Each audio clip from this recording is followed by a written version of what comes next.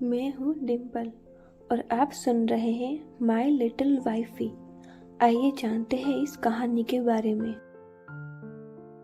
आंखों में कुछ अलग से भाव थे, धड़कनें बढ़ी हुई थी।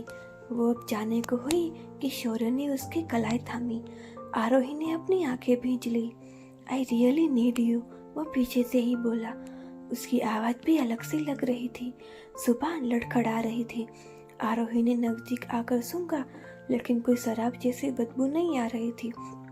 वो अब उसे देखने लगी। उसे सच में समझ नहीं आ रहा था उसे क्या हो रहा था। शौर्य ने जब उसे ऐसे देखा तो अपनी शर्ट के ऊपर का बटन खोलते हुए सोफे पर बैठा। पानी, वो बोला। उसे बहुत गर्मी लग रही थी। आरोही ने ग्लास में पानी निकालकर उसे दिया। वो एक बार में ही पूरा पी गया। वो ग्लास सामने रखी टेबल पर रखने लगा, लेकिन वो नीचे गिर गया। नीचे बिछी कालीन की वजह से वो टूटा नहीं। क्या हुआ आपको? वो उसके पास बैठती हुई बोली। दूर दूर रहो, बोलता हुआ वो उठकर खड़ा हुआ। कुछ वक्त पहले शौर्य एक बिजनेस मीटिंग में था। कंफर्ट होटल के कॉन्फ्रेंस रूम में मीटिंग थी। वो जैसे ही आया, सिया को देखकर उसके कदम रुके। फिर नजरें फेर कर वो अपनी जगह पर आकर बैठ गया। मीटिंग के दौरान भी उसकी नजरें अपने ऊपर वो महसूस कर पा रहा था। जैसे ही मीटिंग खत्म हुई, उठकर बाहर निकल गया। बहुत बेचैनी हो रही थी उसे। तभी एक पियोन ने आकर उसे जूस दिया, लेकिन क्योंकि वह बहुत अनईजी फील कर रहा था, उसने एक सांस में ही वह पी लिया। लेकिन पीने के कुछ मिनट बाद ही उसे अजीब सा लगने लगा। चक्कर आने लगे। वो खड़ा भी नहीं हो पा रहा था। वो लड़खड़ाया कि किसी ने उसकी बाह थामी। क्या हुआ शौर्य? आई ओके? वह फिक्र जताकर बोली। सिया की आवाज़ सुनते ही उसने उसका हाथ अपनी बाह से झटका। वो जाने को हुआ कि फिर से लड़खड़ाया। वो फिर से उसे थामते हुए बोली, शौर्य तुम ठीक नहीं लग रहे हो। बोलती हुई वो उसे थाम कर ले जाने लगी। वो उसे एक होटल के ही कमरे में ले आई। शौर्य का दिमाग बिल्कुल काम नहीं कर रहा था। वो उसे बेड पर बैठाकर अपनी साथी मुस्कान लिए वॉशरूम में चली गई। शौर्य ने अपना कोट निकाला। उसे काफ़ी गर्मी लग रही थी। टाई भी निकाल कर फेंकी। उसे बहुत प्यास लग रही थी। लड़खड़ाए कदमों से वो उठा और साइड टेबल पर रखा गिलास उठाकर मुंह से लगाया। अब भी चैन नहीं मिल रहा था उसे। अपने शरीर में ही हो रहे बर्ताव को वो महसूस कर पा रहा था। मैं कुछ मदद करूं? कुछ वक्त बाद ही वो आई। उसकी आवाज़ सुनकर शौर्य ने उसे देखा।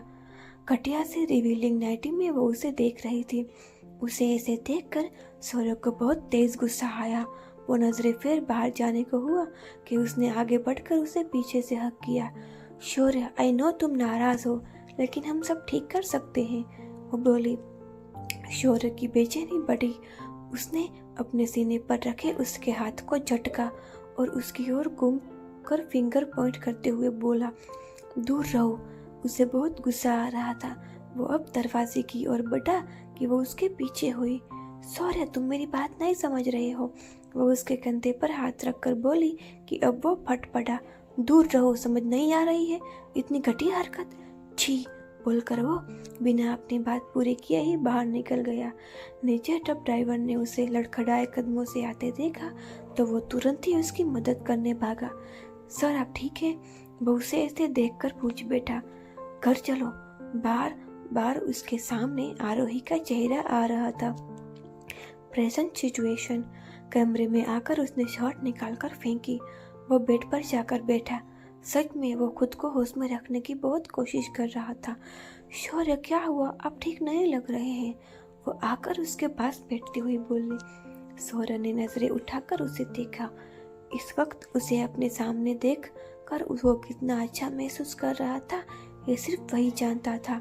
प्लीज चली जाओ, मैं कंट्रोल नहीं कर पा रहा हूँ खुद को, वो बोला। आरोही उसके और पास आकर उसके हाथ पकड़ती हुई बोली, लेकिन हुआ क्या आपको? उसे सच में ही उसकी फिक्र हो रही थी। I don't know, I really need you. वो अपने होश में नहीं रह पा रहा था। मैं यही हूँ, लेकिन हुआ क्या? वो बोली। तुम नहीं समझ रही हो बेबी, प्लीज जाओ, वो बोला। आरोही ना समझी से ही उसे देख रही थी। उसे समझ नहीं आ रहा था वो उसे भगा क्यों रहा था। जैसे ही वो उठी, शौर्य ने उसकी कलाई थाम ली। आरोही मुड़ी कि उसने उसे खींचा। वो उसके ऊपर जा गिरी। प्लीज मेरे पास रहो। मैं वो बोल नहीं पाया। उसे लेकर अब वो लेट गया। उसने आरोही को कसकर अपने से लगा रहा था। कवर अप की तरह ही पहनी हुई शर्ट भी उसकी निकाल दी थी। अब वो सिर्फ टैंक टॉप में थी। ये आप, वो बोलने को हुई कि वो बोला, please hold me tight, I don't want to cross my limit. वो उसकी चेस्ट पर अपना सर रखते हुए बोला। आरोही की धड़कनें बहुत तेज चल रही थी। सौरभ को अपना बॉडी टेम्परेचर बढ़ता हुआ महसूस हो रहा था। वो बस अपना चेहरा उसके चेस्ट में घुसाए जा रहा था। वो अपनी लिमिट ऐसे नहीं क्रॉस करना चाहता था। वो बस अपनी मुठ्ठियाँ और आंखें कसकर बंद किए हुए था। उसे खुद पर भी बहुत गुस्सा आ रहा था, लेकिन वो कैसे खुद पर कंट्रोल किए हुए था वो ये वही जानता था। प्लीज होल्ड मी टाइट, वो उसे अपनी बाहों में कसते हुए बोला। आरोही ने जब उसकी खुली पीठ पर अपने हाथ कसे। देर रात तक वो ऐसे ही जागते पड़ा रहा। चैन उसे अब भी नहीं मिल रहा था, लेकिन आरोही को कसे हुए वो अब भी वैसे ही लेटा हुआ था। उससे कंट्रोल नहीं हुआ तो उसने आरोही की चेस्ट के पास अपने होठ रखे। आरोही की आंखें फैली, दिल की धड़कनें तेज गति से चली। कुछ पल बाद उसने उसे बाइट किया तो आरोही की हल्की चीख निकल गई। उसकी आवाज़ सुनकर वो कुछ होश में आया। अपना चेहरा उठाकर उसने उसे देखते हुए बोला, आई एम सॉरी, मैं नहीं रख पा रहा हूँ खुद पर काबू। आरोही की नजरें उसके आंखों पर ही टिकी थी। आंखों में लाली उतरी थी। वो हल्का कांप रहा था। वो अब कुछ नहीं बोली। उसकी हर गर्दन में हाथ डालकर उसे सीने से लगा लिया। अगली सुबह सौरभ की नींद पहले खुली। अपने आप को अजीब सिचुएशन में महसूस कर उसने आंखें खोली। वो अब भी उसी तरह से उसकी चेस्ट पर अपना सर रखे हुए था। अपनी हालत का भान होते ही वो उठकर बैठा। खुद को शर्टलेस पाकर कुछ अनहोनी की आशंका हुई। नजरें आरोही पर गई। उसकी टॉप भी कुछ इधर उधर हो रखी थी। उसने अब कांपते हाथों से खुद पर से ब्लैंकेट हटाया। शुक्र है वो जींस में था। कुछ राहत भरे भाव आए जो कुछ पल में ही हवा हो गए जब उसने आरोही की चेस्ट पर वो नीला सा निशान देखा। अपना सर पकड़कर वो अब याद करने लगा कि कल क्या हुआ। जैसे जैसे उसे सब याद आ रहा था, माथे की नसें तन रही थी, साथ ही मुठ्ठियां भी कस चुकी थी। खुद पर ही अब उसे बहुत गुस्सा आ रहा था। उसने फिर एक बार आरोही को देखा। ऐसा कैसे कर सकता था वो? इतनी छोटी है वो। कुछ वक्त ऐसे ही बैठा रहा। दिल मानना ही नहीं चाहता था कि वो ऐसा कर चुका था। आरोही को देखा जो आंखें बंद किए हुए चैन से सोई हुई थी। वो जानता था कितनी मासूम है वो, फिर भी वो ऐसा कर गया था। शावर के नीचे खड़ा वो खुद को होश में रख रहा था। वो खुद को कोस रहा था। ठंडे पानी की वजह से कुछ राहत मिल रही थी, लेकिन जैसे ही वो सब याद आता गुस्सा फिर हावी हो जाता।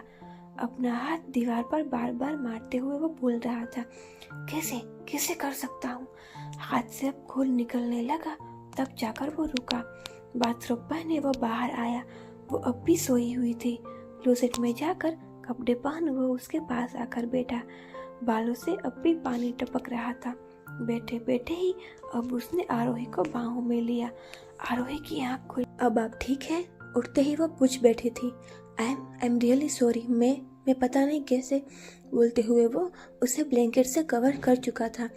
हाँ वो सब ठीक है, लेकिन अब आपकी तबीयत ठीक है? क्या हुआ था आपको? उसकी बात पर बिना ध्यान दिए वो उसे अब भी उसके बारे में ही पूछ रही थी। उसकी मासूमियत पर शौर्य को अब और अपने किए पर अफसोस हो रहा था। उसने अब उसे हक कर लिया। पता नहीं क्या हुआ था, शायद किसी ने कोई ड्रग दिया था, वो बोला। आरोही अब भी कुछ खास समझी नहीं थी। I am sorry baby, I am really sorry, मैं नहीं करना चाहता था, वो उसके गाल पर हाथ रखकर बोला। वो बार बार उससे माफ़ी मांग रहा था। क्या आपको अफसोस है कि आप मेरे पास आए? उसकी बात पर सौरभ की नज़रें उस पर आकर रुकी थी। नहीं बिल्कुल नहीं, ऐसी बात नहीं है, लेकिन इस तरह से नहीं चाहता था मैं कुछ। और वैसे भी मैंने बोला था ना, हम अपना रिश्ता तभी आगे बढ़ाएंगे जब तुम अपनी लाइफ में कुछ अचीव कर लो, वो अपनी सफाई देते हुए बोला। आरोही अब भी उसकी बाहों में थी। लेकिन इसकी ज़रूरत ही क्या है? वो बेड से उठती हुई बोली। मुझे लगता है आप मजबूरी में बंधे हैं मुझसे, बोलते ही वो वॉशरूम की ओर चली गई। अरे लेकिन, वो बोलता रहा, लेकिन वो दरवाज़ा बंद कर चुकी थी। शौर्य ने एक गहरी सांस ली। सर में बहुत दर्द हो रहा था। वो अब उठा और साइड टेबल से फ़ोन उठाकर अपने लिए एक स्ट्रॉन्ग ब्लैक कॉफ़ी मंगवाई। कुछ देर बाद ही आरोही नहा कर आई। शौर्य उसका ही वेट कर रहा था। यहाँ वो उसे देखते ही बोला, नहीं आऊँगी, मुझे कॉलेज जाना है। वो ड्रेसिंग के सामने रेडी होती हुई बोली। शौर्य अब उठकर उसके पीछे आया। ये लड़की आज बिल्कुल मानने वाली नहीं लग रही थी। वह उसे पीछे से ही पकड़ने को हुआ कि वह बाहर की ओर भाग गई। शौर्य ने उसे जाते देख एक गहरी सांस ली और वॉशरूम में चला गया। कुछ ही देर में वो एक ऑफिस के बाहर था। गाड़ी से निकलकर अपने शेड्स चढ़ाए और हाथ जेब में रखते हुए वो अंदर आ गया। सिया अपने केबिन में बैठी एक फाइल में उलझी हुई थी कि उसके केबिन का डोर अचानक से खुला। उसकी नजरें सामने दरवाजे की ओर उठी। शौर्य एटीट्यूड में चलता हुआ आया और अपने शेड्स निकालकर टेबल पर रखे। चेयर पर पैर चढ़ाकर बैठा। शौर्य, तुम यहाँ, मतलब कुछ काम था क्या? उसका इतना पूछना ही था कि वो अपने दोनों हाथ टेबल पर पटकते हुए बोला। अपनी घटिया हरकत के बाद और क्या उम्मीद कर रही थी तुम? हाँ, वो उसको एक एक शब्द पर जोर देते हुए बोला। मैं वो बोलने को हुई कि फिर भड़का। चुप, एकदम, जबान से एक शब्द नहीं निकलना तो जान ले लूंगा तुम्हारी। वो उसे तीखी नजरों से घूरता हुआ बोला। सिया भी बहुत डर गई। वो जानती थी कितना गुस्सा करता था वो। हिम्मत कैसी हुई तुम्हारी इतनी घटिया हरकत करने की? वो एक बार फिर बौखलाया हुआ बोला। सिया के पास कुछ नहीं था कहने को, बस शौर्य आई लव। वो बोलने को हुई कि वो चीखा। बोला ना चुप एकदम, अब भी ये बोलने की हिम्मत रखती हो? दाद देनी पड़ेगी तुम्हारी। बोलते हुए वो नकली हंसी हंसा। ये तब याद नहीं आया जब छोड़कर गई थी? क्या कहा था? हाँ, मैं लायक नहीं कि मेरे साथ रह जा सके? मैं आज भी वही हूँ मिस सिया। बोलते हुए उसकी आवाज में कुछ जज्बात आए थे जो वो अपने गुस्से के पीछे छुपा चुका था। शौर्य प्लीज, बोलते हुए वो शौर्य के हाथ पर हाथ रखने को हुई कि उसका इरादा भांप कर वो टेबल पर से अपना हाथ हटा चुका था। डोंट यू डेयर, क्या सेल्फ रिस्पेक्ट भी नहीं बची है अब तुम्हारे अंदर? वो खड़ा होता हुआ बोला। यहाँ अब वो एक पल भी नहीं रुकना चाहता था। ये जो हरकत की है ना तुमने, उसका अफसोस तुम्हें नहीं करवाया ना तो मेरा नाम भी शौर्य संघानी नहीं। बोलकर वो गुस्से से बाहर चला गया। आज वो जल्दी ही घर आ गया था। जैसे ही हॉल में पहुंचा, आरोही के पास बैठे लड़के को देखकर उसके कदम वहीं ठहरे थे। अगर आपको ये कहानी पसंद आ रही है तो चैनल को लाइक, शेयर और सब्सक्राइब ज़रूर करिए। Thank you.